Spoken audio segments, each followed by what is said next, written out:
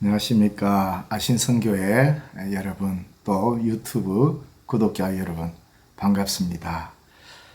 오늘은 우리가 로마서 8장 18절에서 22절의 말씀을 통하여서 모든 피조물의 해방이라는 제목으로 함께 말씀을 나누고자 합니다. 먼저 하나님의 말씀 로마서 8장 18절에서 22절의 말씀을 봉독해 드리겠습니다. 생각하건대 현재의 고난은 장차 우리에게 나타날 영광과 비교할 수 없도다. 피조물이 고대하는 바는 하나님의 아들들이 나타나는 것이니 피조물이 허무한 데 굴복하는 것은 자기 뜻이 아니요 오직 굴복하게 하시는 이로 말미암음이라.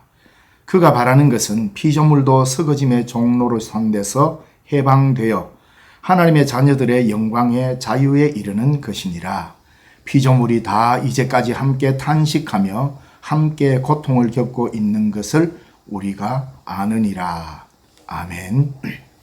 오늘 이 본문 말씀 가지고 함께 말씀의 은혜를 나누고자 합니다. 우리 교회력으로는 9월 첫째 주일부터 대림절까지 창조절로 지키고 있습니다. 그래서 이번 주간은 생명사랑 주간으로 말씀을 함께 나누고자 합니다. 하나님의 자녀가 된 자는 그리스도와 함께 후사가 된 자들입니다. 곧 새롭게 된 우주 만물을 이어받을 자라는 것입니다. 이 크나큰 영광을 받은 그리스도인에게 지금 닥치는 것은 고난입니다. 그러나 생각건대 현재의 고난은 장차 우리에게 나타날 영광과 비교할 수 없다라고 18절에 말씀하고 있습니다. 자, 19절의 말씀에 보면은 피조물이 고대하는 바는 하나님의 아들들이 나타나는 것이니 라고 했습니다. 이 구절에서 피조물은 아마도 인류를 제외한 자연 만물을 가리키는 것입니다. 사도 바울은 여기서 피조물의 깊은 희망과 탄식을 동시에 보고 있습니다. 자연은 현재 허무한 데 매여 있지만 그것은 물론 자원에서 그렇게 된 것이 아닙니다. 다만 인류의 타락과 범죄함으로 말미암아 밀고 들어온 죽음과 허무와 퇴폐, 이 모든 것에 자연이 연루되어 허무한 데 굴복하게 되었던 것입니다. 그러므로 자연계는 하나님의 아들들의 영화와 함께 자신들도 부흥, 완성되기를 고대하고 있습니다. 바울은 자연에 관해 많은 말을 하지 않습니다. 그러나 그에게는 아주 깊고 깊은 자연관이 자리하고 있습니다.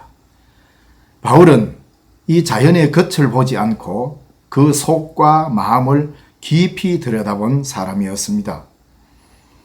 그는 마음속으로 자연의 신음을 듣고 그 비참한 상태를 공감하고 그 부흥과 완성의 희망을 강조했던 것입니다.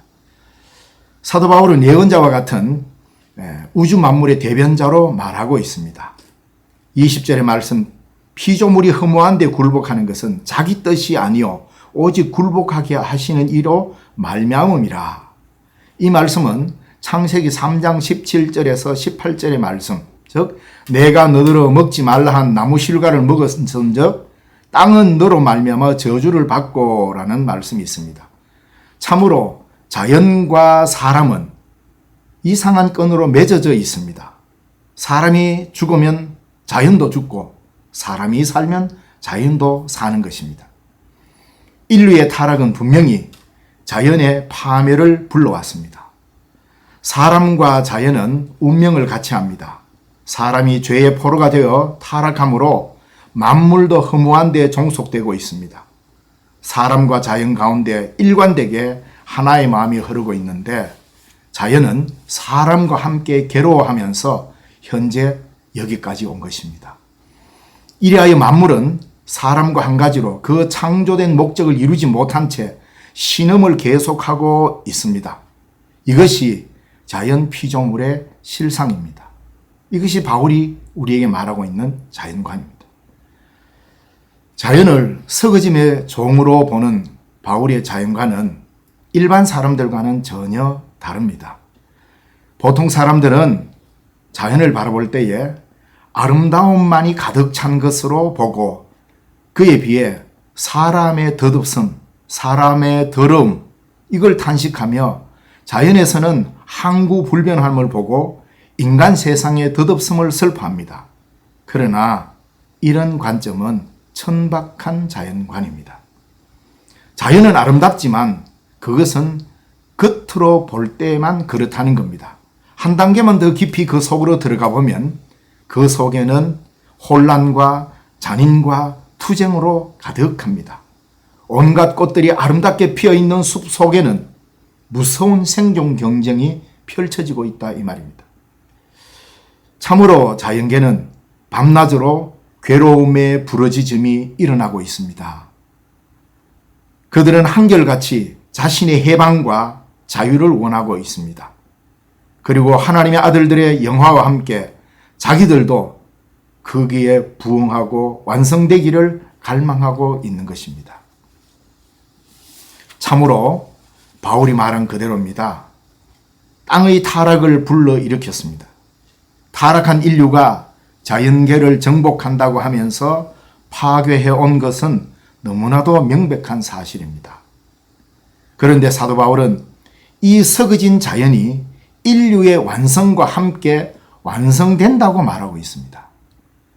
19절에서 20절의 말씀에 보면 이 구절은 사도 바울의 대희망을 이야기하고 있습니다. 피조물이 고대하는 바는 하나님의 아들들이 나타나는 것이니 피조물이 허무한 데 굴복하는 것은 자기 뜻이 아니요 오직 굴복하게 하시는 이로 말미암음이라. 이것은 사도행전 3장 21절에 말씀하시는 것과 연결되어 있습니다.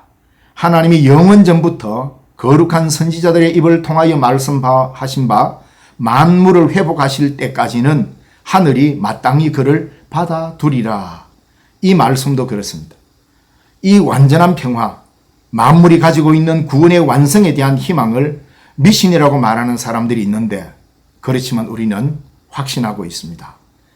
우리의 구원이 완성되는 때 자연도 완전히 구원을 받을 것이라고 믿습니다. 하나님의 능력은 한이 없으십니다. 우주 만물의 운명은 아직 끝이 아닙니다.